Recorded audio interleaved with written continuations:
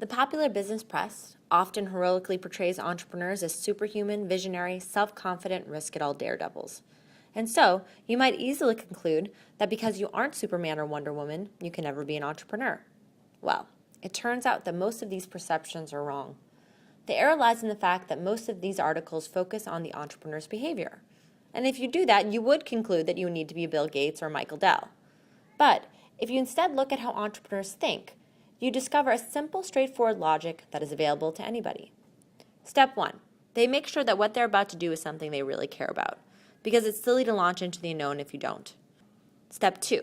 They don't overthink or dwell on the things that might occur. Instead, they get started quickly with what they have at hand and take small, smart steps towards their goal to see what actually happens.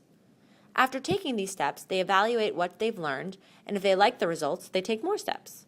In other words, act, learn, repeat. Nothing Supermanish about that. We have termed this logic of serial entrepreneurs as Creaction. Let me explain Creaction by contrasting it with a way of thinking that we're all very familiar with, which we will call prediction. Prediction involves logically constructing an image of the future that is based on what happened in the past, then taking planned, thoughtful action to optimize getting what you want in that imagined future. Prediction works just fine when things are in fact predictable. For example, you can predict what the world's population is going to be in 2050 because we know the distribution of today's population and what the trends are in birth rates. In this kind of situation, predicting the future is straightforward. But when it's not, when you're trying to figure out if a new business you're going to start is going to work, or whether that cute girl you met on Friday night would be willing to go out with you, prediction isn't much help. The only way to find out is to act. This is where Creaction comes in. Research has shown that there are 4 elements to it.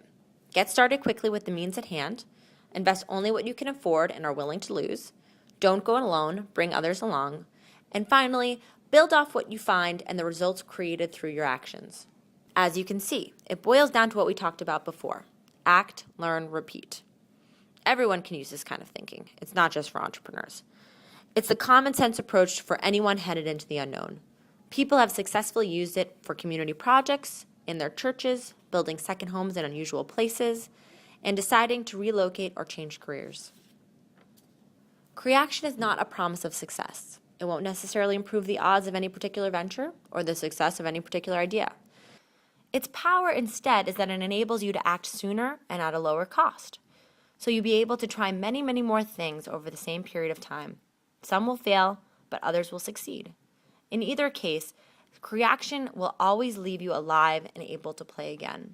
So, over the course of a few years, the probability of success of one of your ideas rises dramatically.